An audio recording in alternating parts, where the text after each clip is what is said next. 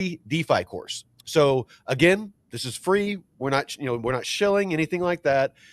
We just really our mission here is to try to give you all tools, free tools that you don't have to pay for.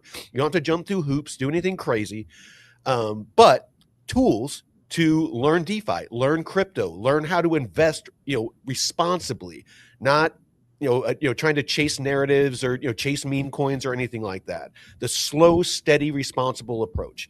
So, as part of that, David has taken the time. I can only guess how much time it took him to put all this together, but he has his DeFi University, and you can come to this website and click on Course Hub. If it will pull it up, there we go. And it has all of the course material, and it's very organized. You have quizzes after each module. It's all of the information is here. Excuse me. So Mike, what you're looking at right there, that's actually the account hub. Oh, bless you.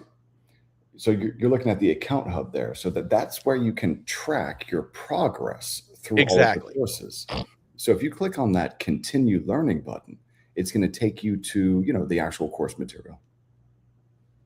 Oh, excuse me. Man, I need to dust around here or something. Hold on one sec. Go ahead and tell everybody a little bit about it while I sneeze. Oh, sure. So what Mike is showing on the screen here, this is actually the school community. And so the school community is totally free. Now there is, if you want to join the live calls and be able to ask questions of me and everyone else live, those are the paid calls. It's $100 a month, but everything else is free in the school community. And if you click on where it says classroom there, that's where I put all of the courses in school also. So if you want to go through the course material in school, you can do that. If you want to go through the course material on the website, you can do that too. But yeah, in the school community here, I've started to put together these DeFi protocol deep dives where, there are all sorts of different DeFi protocols out there now, and many of them have different stablecoin products that are yield bearing. So I thought it was a good idea to start to put together some deep dives on these DeFi protocols. But you can see here, you've got all of the courses. So you've got the beginner DeFi concepts course. That's actually some of the stuff that we're going to go through today. You've got the investor mindset course. David, real quick, your account is kind of hard to find on Arena because it's a wallet address. What is the name of your account on Arena? People are asking where to find you. Sure. Let me go ahead and hit view profile here on Arena, and it should just be David Zimmerman, but let me go ahead and edit my profile here. I don't know if I can edit my display name. You can't. Oh, here I go. I found it. So it says display name. I'm just going to change the display name to DeFiUniversity.xyz. Let me see if that takes. Nah, I didn't like it. So DeFi space. Yeah, I'm actually talking to Colin and Matt Malik to talk to Jason, the founder of the site, to see if there's some way that they can allow us to change, our handle, because mine is like an old one, from an old X account. I want to update that, but all right. Yeah, all good, man. All right, so yeah, let's go ahead and jump right into this. All right, so let me go ahead and share my screen. And so this is what I want to talk about today. Yesterday, let me just make sure that I'm sharing the correct screen here. I think what I want to do is just share this. There we go. Awesome. So Mike, just let me know that you can see this. So can you see lesson 6? Yep. I can. Awesome. Security fundamentals. There we go, man. So this is the DeFi University Course Hub. Now, let me just go ahead and walk everyone through how you get here. It's really, really simple. If you're starting from the home page, all you do is click on Course Hub in the top right. If you haven't signed in, it's going to ask you to sign in. It's totally free. And then once you're signed in here, then this is the account hub. This is what tracks your progress. So if I just go ahead and click on Beginner DeFi Concepts and then Continue Learning, it's going to bring me to the Beginner DeFi Concepts course. This is within the Course Hub itself. And so what I want to roll through today, what I want to run through is lesson 5 and lesson 6, if we've got time. I think we will. And so this stuff is super important. Learning about wallets and self-custody, this is critically important, but also the security best practices, Yes. approving transactions, revoking approvals, connecting and disconnecting, using Well, a and hardware wallet. understanding what you're doing when you're connecting, and whenever you click approve and things like that, ensuring that you understand, the permissions that you're granting. And like you talked about, a lot of people think that once you disconnect the wallet, you're safe. You actually need to go into the settings in the wallet a lot of times and revoke those permissions, like you were talking about, to Yes. to fully disconnect. Yeah, and so I actually do that. And as we go through this video content, after every session, if I, operate in DeFi after every session, not only do I disconnect from every dApp, but I also revoke all those approvals if I signed How out. how do you do that? Do you So mind showing everybody real quick? yeah, sure. So here I just opened up Rabby here. If everyone can see my Rabby wallet, and then if No, I you gotta share that. We're still it's not you can't see it. Okay. no. So let me just go ahead and stop the share or change the share so that we can go ahead and change this up. Let me share screen. I'm just going to share the entire thing, and I'm going to share audio. All right, there we go. So if I'm back over here in the course material, if I open up Rabby real quick, so in this wallet, if I wanted to, let's say I've got an approval, right? I would click on approvals from Rabby wallet. I Now, still can't see. Oh, here we go. There we go. yeah, so you if you can't see the wallet, like that first part, that kind of sucks. But so over here, you see where it says approvals. So from approvals, if I've got maybe an open approval for GMX, Yeah. for GMX, I want to keep this approval open because if I hop into GMX, I have a trade open, and I like being able to use GMX one click without having to sign everything. Yeah, So yeah. I keep this approval open. But if I maybe hop into a different wallet and I see like, okay, no approvals, awesome.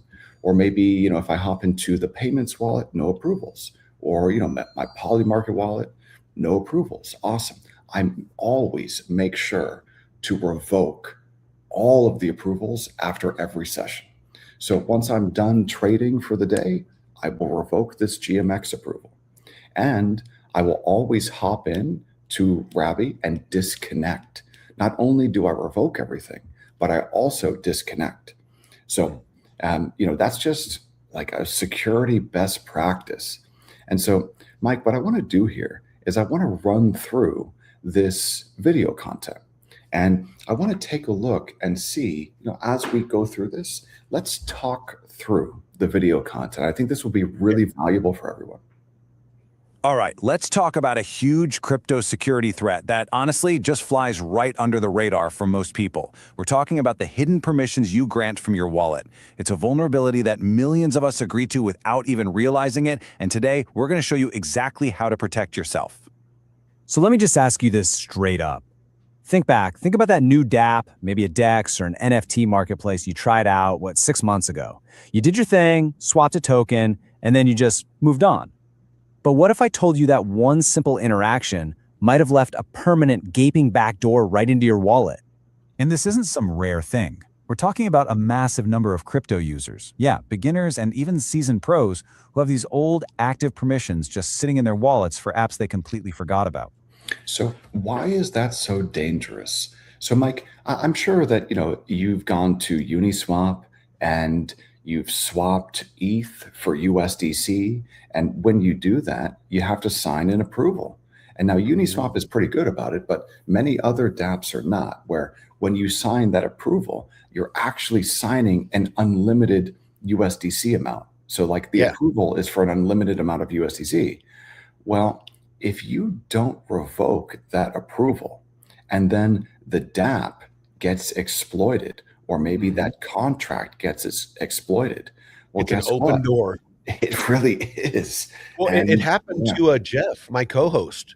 He was his wallet was drained, and it was quite a bit of liquidity, and a bunch of NFTs. Like I think it was like one of those pudgy penguins, and He had a bunch of stuff that was in there, and he had to actually hire a bunch of white hat hackers to basically front run, for a bunch of airdrops that was coming in, unlocks of stuff that he had farmed.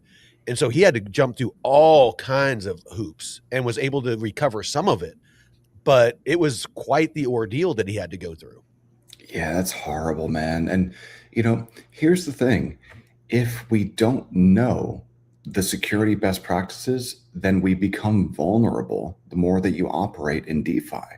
So just knowing this stuff is the first part. But the second part is you've actually got to implement it in your daily routine. For me, this is just automatic. Look, I do this for a living. So this is just, part of my habit. But for many people, they don't even know about it. So let's continue playing the video lesson. I think that, I know that there's quite a bit more in this. And every single one of those is a potential tripwire, just waiting for a hacker to find a weakness in that old code. Yeah, we're calling this the open backdoor. And honestly, understanding how you accidentally create it. Do not leave your back door open. No, do not. First step, locking it down for good. So what's the actual mechanism here? Well, it all comes down to something called a token approval. See, every time you interact with a new dApp, you think you're just doing a swap, but you're also signing permissions. The real question is, what are you really signing away?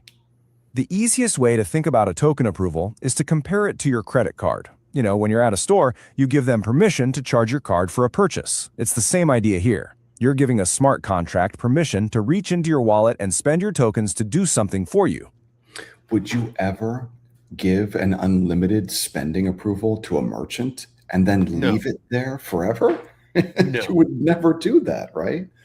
No. I think that it's just a matter of DeFi and crypto it feels quite a bit different than traditional finance, but there are these analogies that we can draw, and I think that the approval on a credit card is a pretty good analogy to the token approval on a contract. Mm-hmm. You would never leave an unlimited approval open on your credit card, right? Why would you ever do that for your DeFi wallet? You wouldn't. No. It's a totally necessary step, but it's also exactly where the danger starts. And here's the crucial part you've got to understand. It almost always happens in two separate steps. First, you sign the approved transaction. That's you giving the thumbs up, giving permission. Then, and only then, do you sign the execute transaction, which is the actual swap or the trade itself. And so this is, I think, part of the reason why people get kind of tripped up, especially when they're just getting started using a DeFi wallet like Rabby or MetaMask or Phantom or you name it. Because when you approve that first transaction, if you don't know that you have to actually go in and revoke that, then it'll probably just sit open for a long, long time until you figure it out that you got to go in and revoke it. So you've got this two-step process where you need to sign the approval, and then you need to actually execute the swap or execute the transaction. But if you don't know that this is actually a separate transaction that you need to go in and revoke, it's going to stay open in your wallet until you figure it out. So yeah, that first step, the approval, that's the one we need to laser focus on. Now, you might be wondering, why do dApps even do this? Well, a lot of the time, it's for convenience. It saves you gas fees on future transactions. So instead of asking for just enough for one trade, a lot of dApps ask for permission, well, forever. And that, my friends, brings us to the real villain of our story, the infinite approval. Uh-oh. So let's break this down. Specific, that's the safe way. It's like telling a store, hey, you can charge my card for exactly $50. Okay, so this is really important. If you don't want to go in and revoke after every session, which honestly just takes a couple seconds, it's best practice, it's a good idea to do that. But let's say that you don't want to do that. What's the best way to mitigate this risk? Well, you don't have to sign an unlimited spending cap. You don't have to sign an approval for an unlimited number of tokens. You can sign that approval for just the number of tokens that you need to complete that transaction. So that would be like the best way to mitigate that risk. And that way, at least if something goes wrong and God forbid there's some type of exploit, you don't have an unlimited approval sitting open in your wallet. That's it, one time. But an infinite approval, Oh man, that's like handing them your credit card and saying, here you go, charge whatever you want, whenever you want, from now until the end of time. You can see how the risk there is just astronomically different. Yeah, don't do that. Don't do Yeah. that. You don't want your wallet to just be open to the black hole of, hackers out there. And No. here's the real kicker. This is the devastating consequence. If that DApp you used once, 6 months ago, gets hacked, or worse, a developer goes rogue, the attacker can use those infinite approvals you granted to drain your wallet completely. So, Mike, isn't that exactly what you were saying happened to Jeff? Yeah, Yeah, that's exactly what happened to Jeff. man. And you don't even have to be using the site. That permission slip is just sitting there, active, waiting for someone to exploit it. Okay, that's the scary part, I know. But here's the good news, and it's really good news. You are in complete control. Now that you know about the problem, you can actually fix it. So let's get into your security toolkit and talk about how to take that control back. The single most powerful thing you can do is perform a regular approval audit. So that's exactly what I just did. So if I just go ahead and minimize this for a second, and then we hop into Rabby real quick, this is an approval audit. If I'm in this wallet and I'm taking a look at my approvals, and I take a look by contracts, by assets, by signing type, hey, this is the audit. If I can see everything that I have open, then I instantly know, do I want these approvals to remain active or not? And you know what? Once I'm done trading for the day, if I hop into GMX, I'm like, okay, I want to close this position. I want to realize my gains here. Then once I do that, I'll revoke this approval. And that's my approval audit. It's a piece of cake. Really, really simple. Yeah.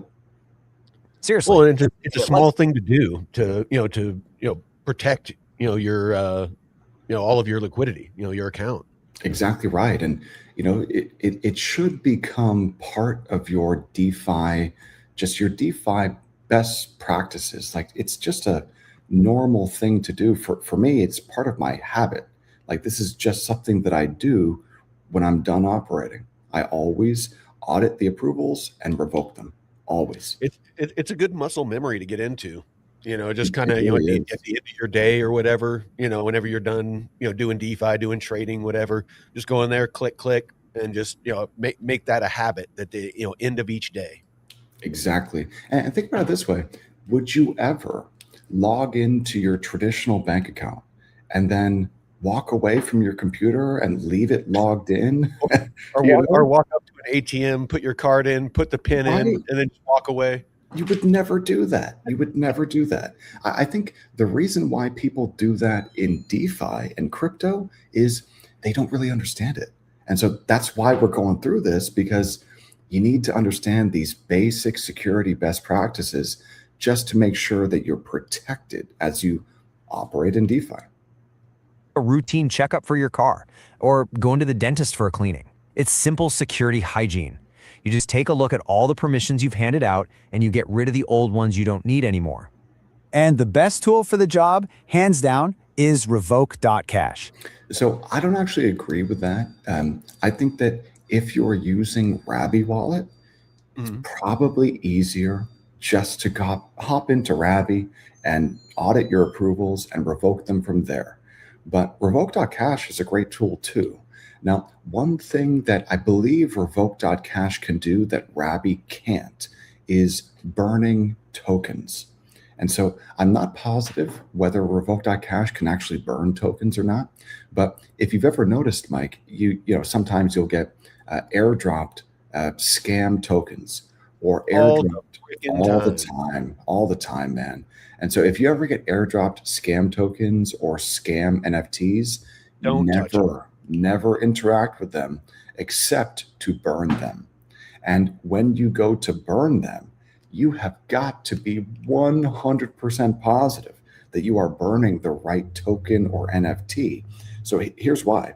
Let's say that you're providing liquidity on Uniswap, and when you do that, you receive an NFT, almost like the receipt for your position. Well, when you go in and let's say you received a scam NFT, when you go in to burn that scam NFT, if you make a mistake and you burn the NFT for your Uniswap position, you have just lost your assets permanently, Yeah. unrecoverable. So you need to double, triple, quadruple check that you're burning the right one. Yeah.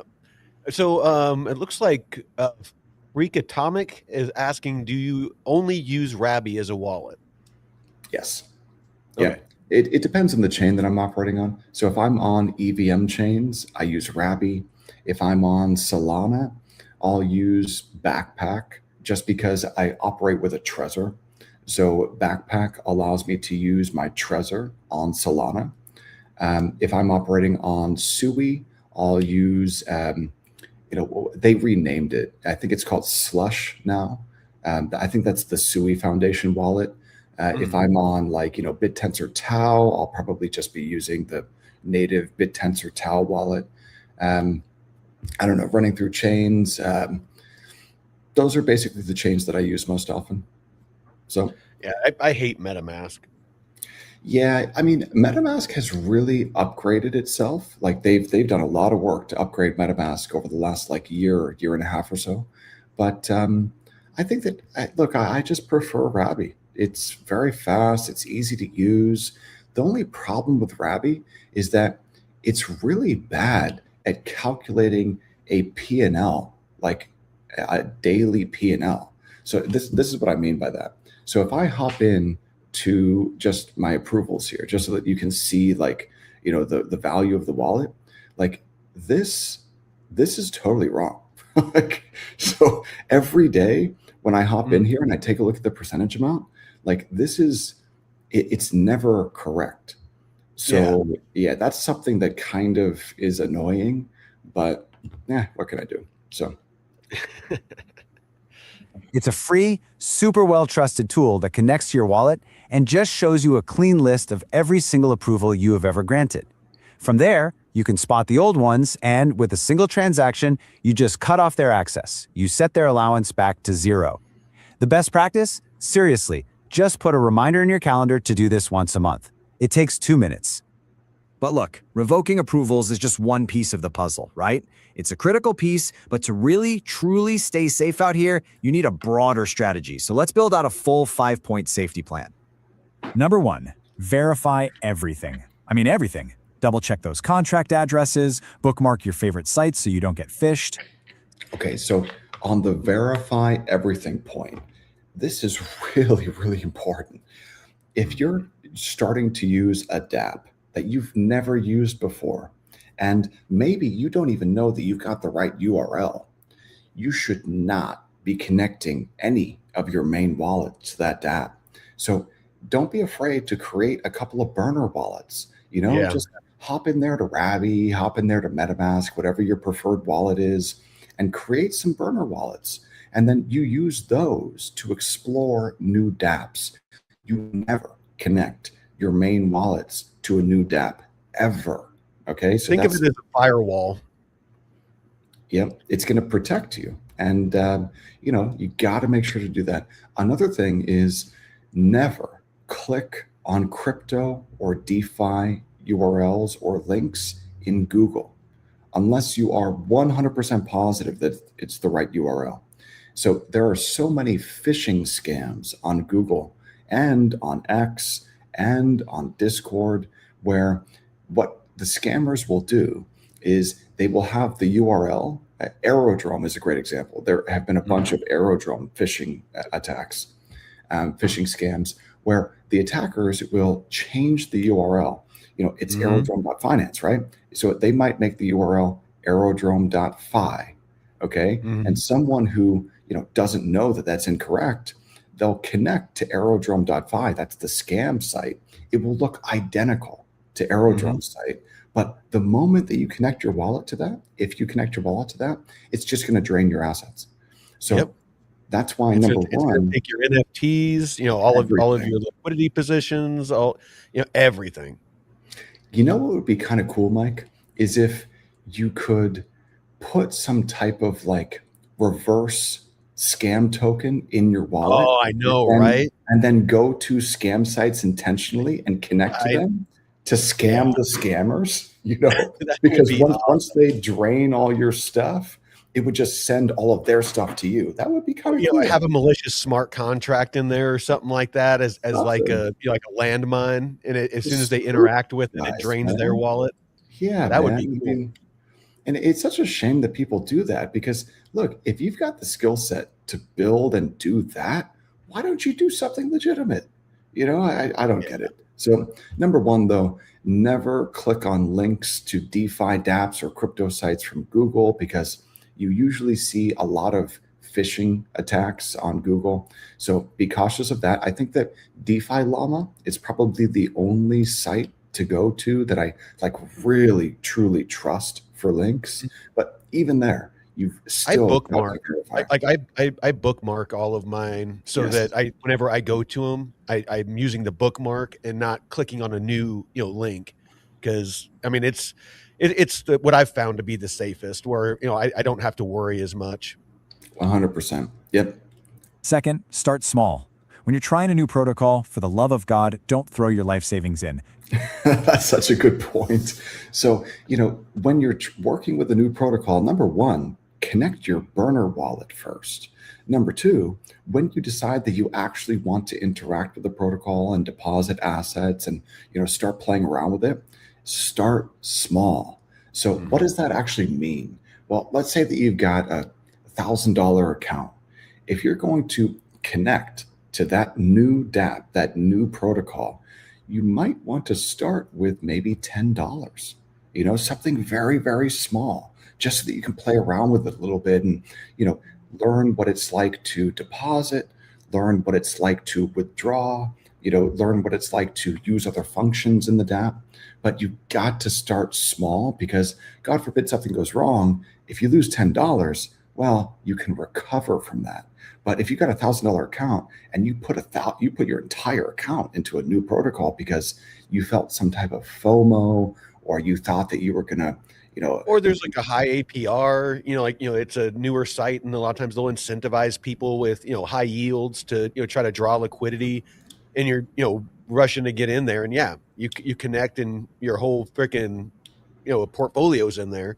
They can drain it, you know. And what David's talking about is just like doing a test transaction when you're, you know, doing, you know, sending or, you know, sending crypto or something like that. You know, you should always send a small test transaction, because if you get the address wrong, it's a lot better to lose like $5 or $10 than it is to lose a couple of $1,000 or, you know, tens of thousands or hundreds of thousands of dollars. exactly. So And Mike, something else is if you let's say that you deposited your entire account into a new dApp.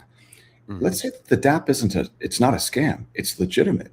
But Yeah, if if you don't know your way around the dApp and you deposit your entire capital into the dApp, and then you realize, oh shit, I don't know how to withdraw this. Because sometimes it's not all that straightforward. That can be, not a pleasant experience. So yeah. always start small. Test it with a tiny amount you're willing to lose first. Third, and this is a big one, use hardware wallets for any serious amount of fun. Okay, so this is critically important. So I only use hardware wallets. I prefer Trezor. I also have a couple of ledgers, but I really do prefer Trezor because it's open source. Ledger is closed source for the software that matters. And think about this, okay? What if, and I'm not saying that this is likely, but just as something to think about, because Ledger is closed source and they do have a back door into Ledger that allows them to extract your private keys. Since they have that, if the DOJ goes to Ledger in France and says, hey, we've got a subpoena for this wallet, will Ledger comply or not? Yep. I don't know, but it's just something to think about. So, I'm a big fan of Arculus with the air gap. So yeah, I've never used the Arculus, but I had a Keystone at one point. Yeah, one of the Keystone wallets. It's just an air-gapped wallet, but I've read that you can actually spoof Your those. your your internet's getting choppy, David. Oh man. Okay. How is it Maybe now, it's Mike? me. No, no. Oh, So I'm go ahead and keep going. Yeah, is it still messed up? Because I'm on my Starlink right now. Oh, okay. Yeah. No, yeah, keep going. Okay, so let me know if it because I've got a backup here. So if the Starlink continues to mess up, then I'll just switch to the backup. Sounds good. Yeah. All right. So let's continue playing. This keeps your keys totally offline. It is the gold standard. Fourth, be super skeptical of free money. Scammers love using fake airdrops to trick you into signing malicious approvals. And finally, Okay, so the fake tokens, the whole point, if you've ever seen those scam tokens or scam NFTs in your wallet, the reason why scammers do that is because the moment that you interact with those, let's say to swap out of them for something else, that will drain your wallet many times. So you got to be very, very cautious of that and only burn them. number 5, keep your wallet software updated. You want those latest security patches working for you. You know, when it comes right down to it, it all boils down to this one golden rule. This phrase, this simple idea, will protect you from more scams and hacks than any fancy strategy out there. A healthy dose of skepticism is your absolute best friend in this space. So here's your mission, should you choose to accept it. Take these tools, take this mindset, and actually apply them. This isn't just some interesting theory. This is about you taking real, concrete steps to secure your financial future on-chain. So let's just do a quick recap. The key takeaways. 1, approvals are just permissions for dApps to spend your money. 2, those old, unused, infinite approvals are a huge hidden risk. 3, your main action item is to audit and revoke those approvals monthly with a tool like revoke.cash. And 4, all of this needs to be part of a bigger security plan that you actually practice. And that just leaves us with one final question for you. Now that you know all this, you know the risks, you know the tools, take a second and really think. What's in your personal security plan? What's the very first step you're going to take, maybe even today, to go and lock down those open backdoors? Thanks for tuning in. Man, Mike, what'd you think of that? That was pretty darn good. Well, it seems, well, one, for people that are crypto savvy, it seems like just basic information, but it's basic information that a lot of people forget about. Just they get bad habits. It happens with a lot of different things. Like with shooting or with other skill sets, is you get complacent. So you're doing it at first. You're closing out these where you've authorized these apps, these dApps to interact with your wallet, and you're like, I haven't had any issues. I'm not that worried about it. And then you get into a bad habit of not closing that out, and all it takes is once. All it takes is once, and everything that you've worked for is gone. So, an ounce of prevention is critical. Just that little thing at the end of each trading day, or the end of your day when you're going to log out, go have dinner, spend time with the family, do whatever it is that you're going to do, go to bed. Just do that one little thing. Go in there, revoke those permissions, save yourself a ton of potential headache. Hey, Mike, can you add? So I'm just sharing my screen again. Can you add that to the call so everyone can see it there? But yeah, an ounce of prevention is worth a pound of cure. So just start with the best practices. Now, the next little piece of video content, Mike, that I wanted to run through with everyone is wallets. It's about wallets and self-custody. So for those of us who are familiar with this stuff, great. But even those of us who are really familiar with this, hey, there's still new stuff to learn.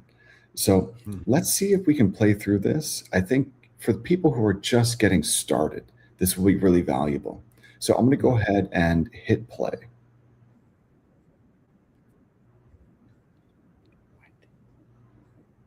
Can't hear it. Oh, you can't? Gotcha. No. Let me go ahead and stop the share there.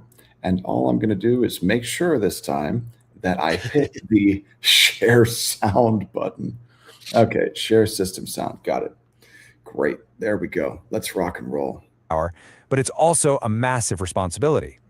All right, let's dive into one of the biggest, most important ideas in all of crypto, self-custody. It's kind of like a superpower, but it's also a massive responsibility.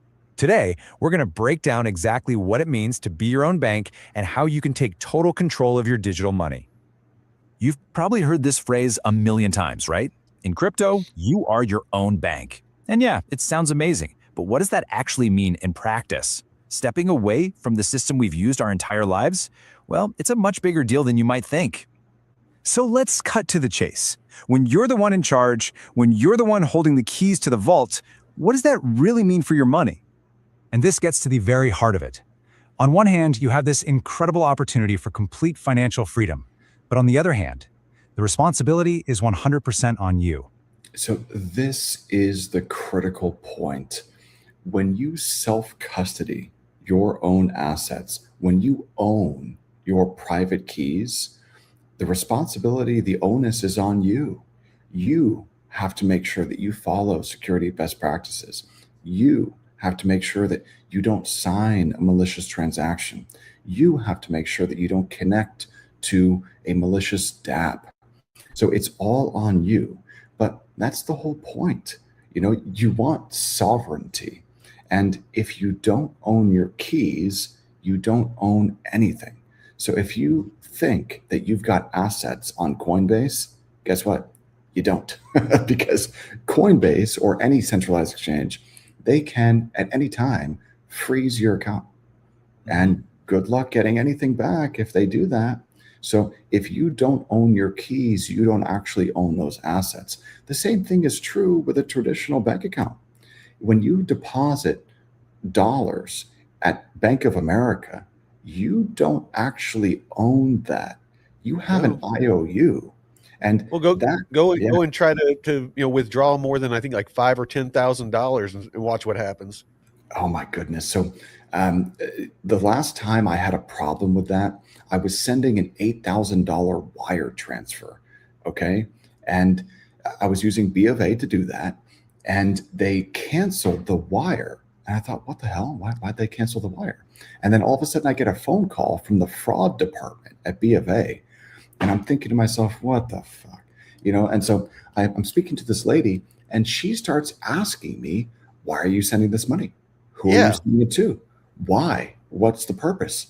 And I was like, excuse me, but none of your business. None of your business. And I refused to answer any of her questions. And then they sent the wire. So it's like, man, you don't have to answer those people. It is none of their business. No. There's no 1-800 number to call if you mess up. Can you imagine a 1-800 number for Rabby? Oh, dude. No way. No, forgot my password link. It is all on you. Right. This is exactly why we have to get the fundamentals right, because the stakes couldn't be higher. With a normal bank, you can reset a password. No big deal. But in self-custody, one little mistake and your funds can be gone.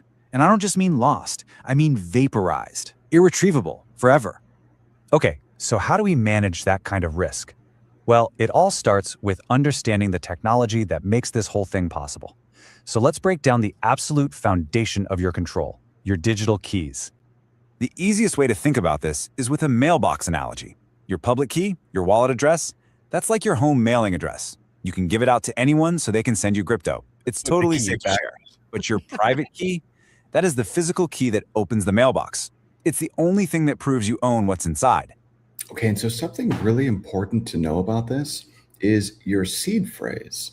Your seed phrase is the human readable version of your private key.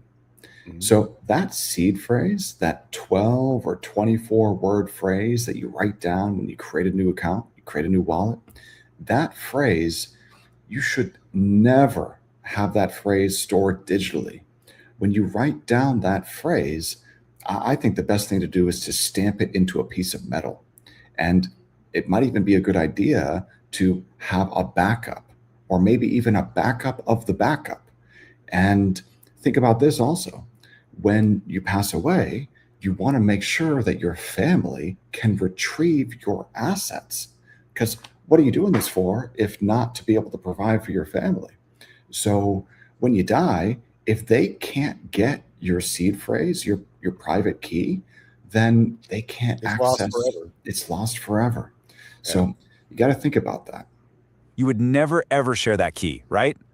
And this brings us to the single most important, unbreakable, golden rule of crypto.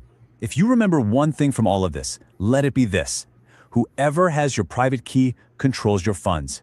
Period. It's that simple. There are no exceptions.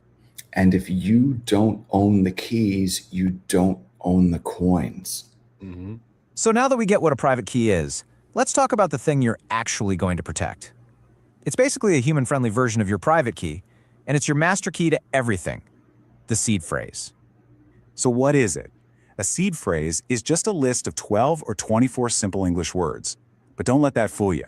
Those simple words hold all the power. Think of your phone or your computer as just a tool, a way to access your funds. The seed phrase itself is your wallet. It's the ultimate key. Right. Let's run through a quick scenario. Imagine the worst case scenario. Your laptop gets fried, your phone falls into a lake, your hardware wallet gets run over by a car. Just a total disaster. Hey, they're having a bad day. No kidding. So let's say your laptop gets stolen, and your cell phone, your Is cell in the phone same bag as your laptop, is in and the same bag as your laptop. hardware wallets in there too. Yeah, let's say that all three of these devices are in a backpack, and that backpack gets stolen. Well, you would still be okay as long as you have your seed phrase stamped into a piece of metal or written down somewhere safe. Not in the backpack. Not in the backpack. So if you put your seed phrase in the backpack with all the other stuff, that's not really a layer of security at all.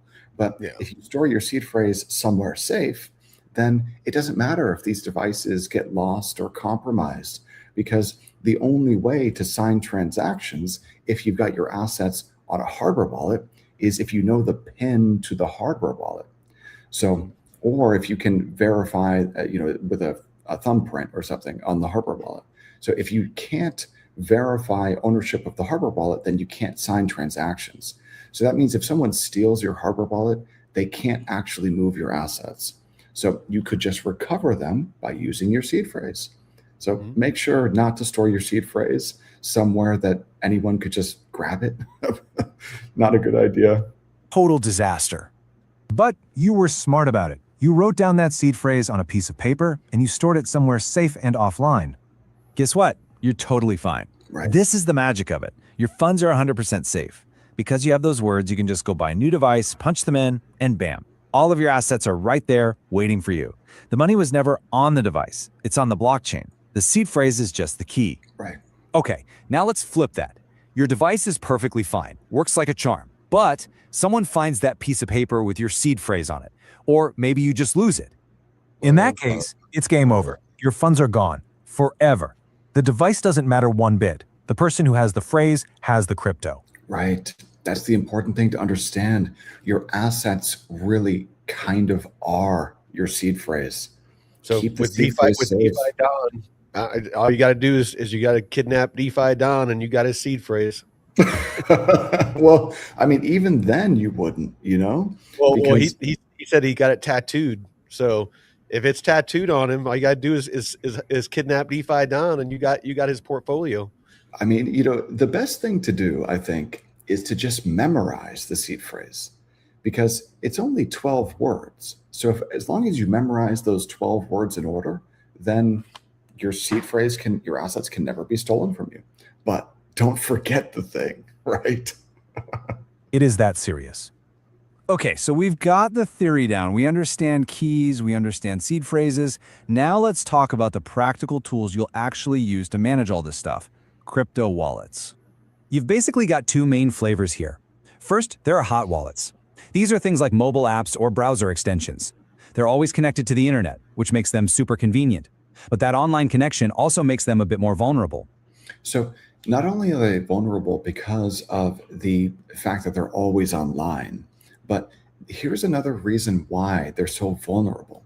When you create a new hot wallet, be it on your laptop, your desktop, or on your mobile device, the seed phrase is going to be displayed on the screen of that device. If there's a piece of malware on that device that you're unaware of, let's say maybe it's recording your screen, well, guess what? You create that hot wallet, all of a sudden, that hacker has the keys to your hot wallet. So So anything you put in that hot wallet, they have full access to. yeah, so you got to be careful, man. Then you have cold wallets. These are physical devices, kind of like a fancy USB stick, that keep your keys completely offline or air-gapped. Now, the beauty of the cold wallets is that they are much, much more secure. And when you create a new account on that cold wallet, it's going to display the seed phrase on that device, on that hardware device, not on your desktop or mobile phone. So that's a much, much higher level of security right off the bat. But Right. there is value in using hot wallets. Like if you want to have maybe a small amount of money in a hot wallet so that you can immediately transfer that, let's say, to EtherFi, or deposit that on Aave so that you can spend it using Swipe, or maybe you want to just be able to send stables on the go. Well, a hot wallet would be great for that, because the cold wallet it's kind of cumbersome sometimes, especially when you're on the go. If you're trying to use a Trezor or a Ledger from your mobile device, that can be really frustrating sometimes. So it's valuable to use a hot wallet because it's just so easy to use. But for any serious amount of money, you've got to be using a cold wallet because it's just much, much, much more secure. Gotcha. This is by far the highest level of security you can get. So here's the best way to think about it. A simple rule of thumb. Treat your hot wallet like the cash in your physical wallet. Yeah. Just small amounts for daily stuff. You're walking around money. Your cold wallet, that's your savings vault. Right. That's where you put anything you absolutely, positively cannot afford to lose. All right, so we've got the knowledge. Now let's turn it into a concrete, actionable plan. This is your security playbook. Getting set up is actually pretty straightforward. Step 1, download a trusted hot wallet like MetaMask for your daily spending money. Step 2, buy a reputable cold wallet from a company like Ledger or Trezor for your savings. Step 3, and this part is non-negotiable, write your seed phrase down on something physical, paper, or even better, stamp it into metal, but never store it digitally. No screenshots, no text files. So never, ever store your seed phrase digitally, ever. Okay, never do that. And finally, step 4, store that backup in multiple secure offline locations. Okay, and now for some critical warnings. Please listen closely. Scammers will build fake websites that look exactly like the real thing just to trick you into typing in your seed phrase. Never, ever, ever do it. And I'll say it again, never take a screenshot of it. And just remember, no legitimate company, no support team, no one will ever ask you for your seed phrase. If they do, it's a scam. Okay, so this is really important. If you're ever on Discord or really anywhere, Telegram, Discord, it doesn't matter. If anyone ever asks you for your seed phrase, that person is a scammer. Period, full stop. Well, So- here's in the arena chat, MI shared this. So Microsoft Copilot records everything. It has a time machine feature. It captures screenshots so Windows users are at an auto risk. It says also if you use certain Google features that incorporate AI, so make sure you turn the settings off, especially Gmail. Wow, I didn't know that. So that basically means that Microsoft is kind of like the piece of malware on your computer. Yeah. Yeah. Or Google, So when you create a hot wallet and the seed phrase is displayed on your screen, if your screen is being recorded 24/7, then hey, guess what? Your wallet is compromised from the moment you create it. So Yep.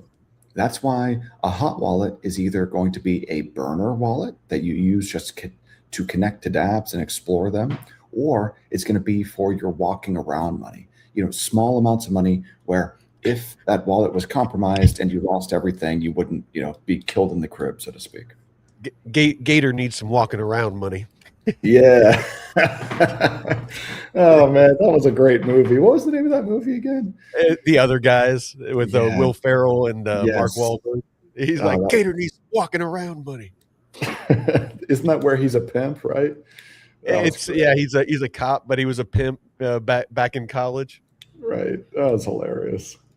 Every single time. So let's lock all this in. Here are the key takeaways. First, your keys, your crypto. If someone else controls the keys, it's not your crypto. Simple as that. Right. Second, the seed phrase is the wallet. Protect it above everything else. Third, hot for daily, cold for savings. Use the right tool for the job.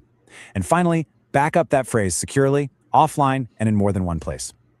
So, with this knowledge, you now hold the keys to your own bank, your own financial world.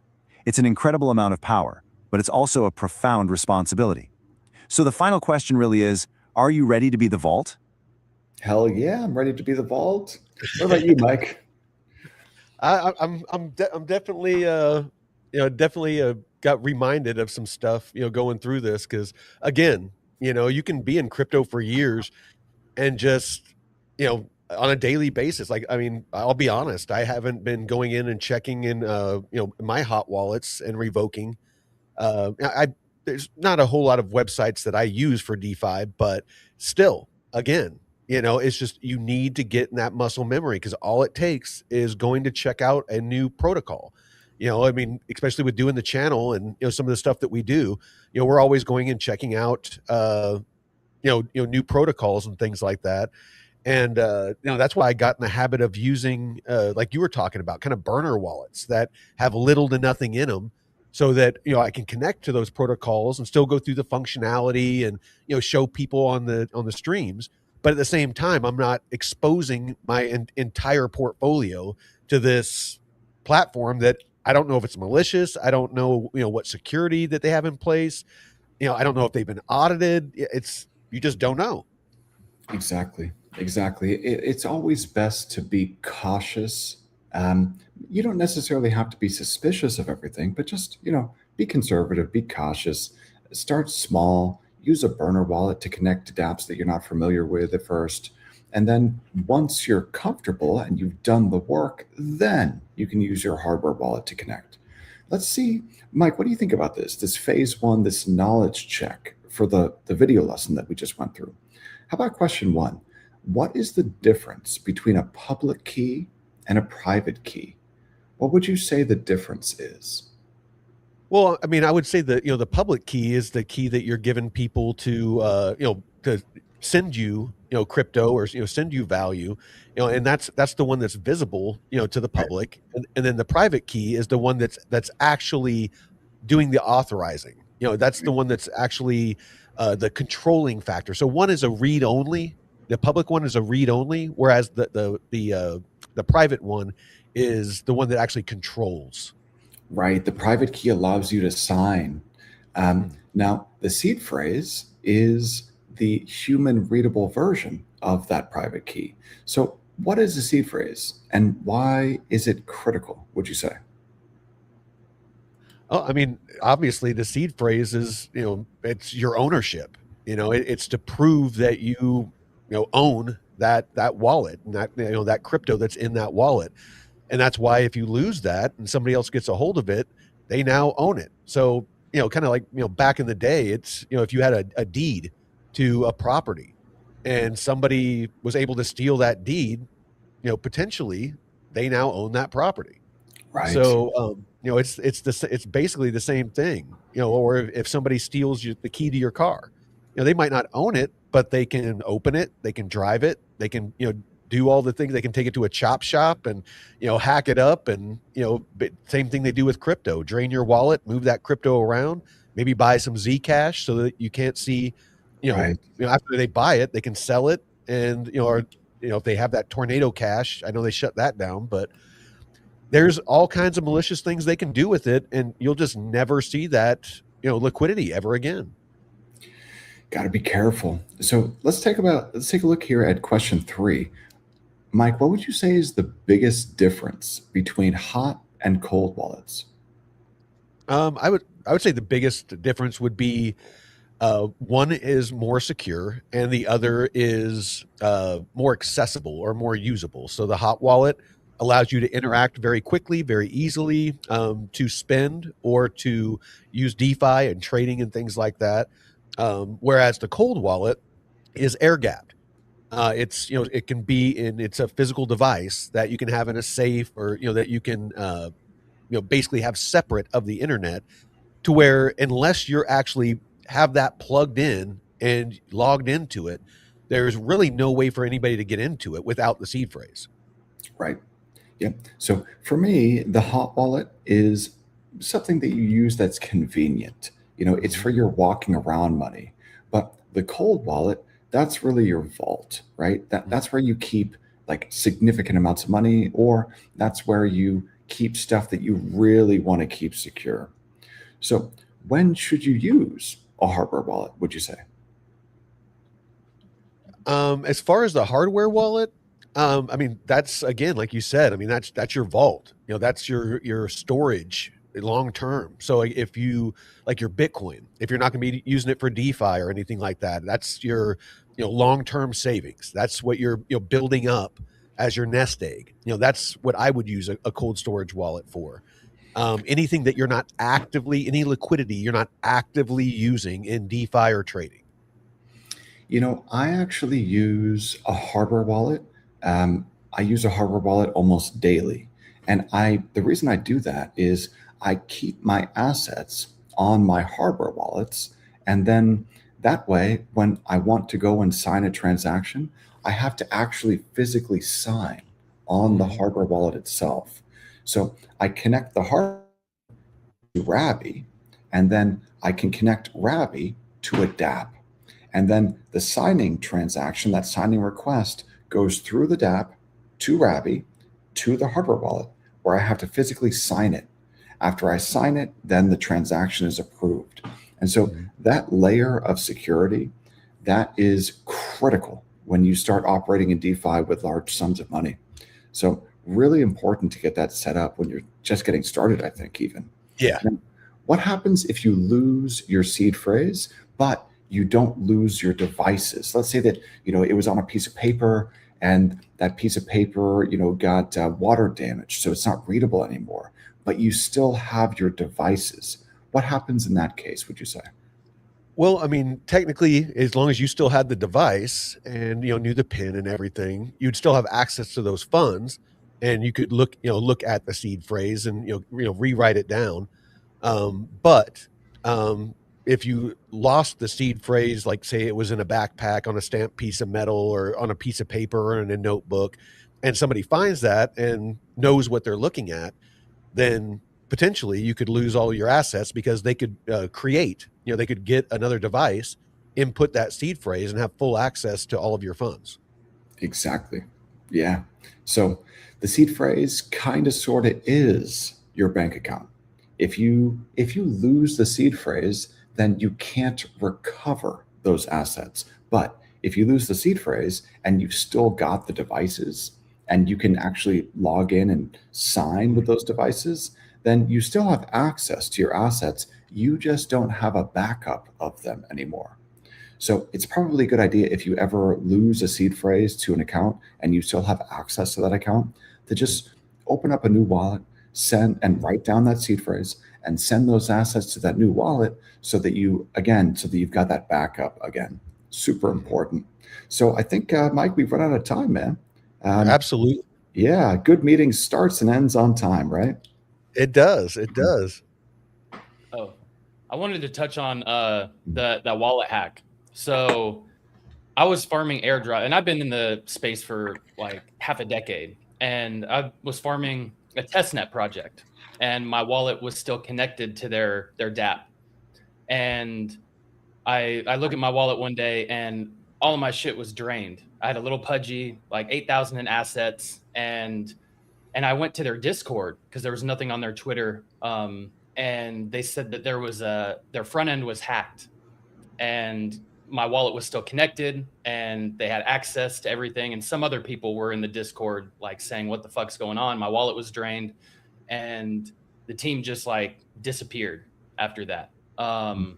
And so I was on Arkham trying to track down this wallet, and it was sending funds all over the place, trying to find out if they sent it to Binance or Bybit, wherever, to see if I could find where this person was taking the liquidity out, if I could catch them. But yeah, it was a nightmare because I didn't realize the whole like disconnecting the wallets. So um, now I go and I do revoke cash sometimes, but the Rabby wallet, it's great for revoking Well, contracts and stuff, and also disconnecting from dApps after at the end of my sessions, I disconnect from everything, and also using transaction simulators like Pocket Universe or Scam Sniffer to, before you make any transactions, it pops up with like 2 different things before I even hit confirm. It says, hey, does this transaction look safe? Is it, what the transaction should be? So I go through 2 different things before I even hit finalize. So just these like redundancy things that can help layers of security. Yeah. Well, and this is what David was talking about. Yesterday was Jeff's experience here. The little pudgy and $8,000 of liquidity. That was his kind of cost of his education. It's something that he didn't know about, and because of that mistake, then he was like, you know what, I'm going to learn about this, and went in and found that the sniffer and all these different tools to add layers of security. I guarantee, and I know, and I've known Jeff for a while now, I can guarantee that he's not going to make those same mistakes again. No, and I moved my assets off to a different wallet that I keep only for certain things. And like the white hat hackers, there's a team called Flashbots that will help you if your airdrop's worth a certain amount. Like Layer 0, they helped me save my Layer 0 airdrop, the Linea, a couple others, and they'll help front run transactions to kind of steal it from the potential scammers. So yeah, so steal it back. And they'll take like 5 or 10%, which is totally worth it. So well worth it. But it's these things. 90% of something is better than 100% of nothing. How do you find white hat hackers like that? I was digging on Twitter and I found some Discord called Flashbots, and I can share the link and stuff, but I've used them 3 times so far, and you have to fill out a form, and it has to be over $1,000 worth of assets, or 800, and they go through and verify, and you have to do like a video call with the person, and they assign somebody, but it's a whole process. At first I was like, fuck, I don't know about this, but yeah. Is this a scam? Am I walking into another scam? But it's I can say I've used them 3 times so far, and they've been able to help me. So they actually, for the Linea airdrop, it was a shit show, man, because there were I guess they worked with the Linea team to help freeze wallets at the sequencer level.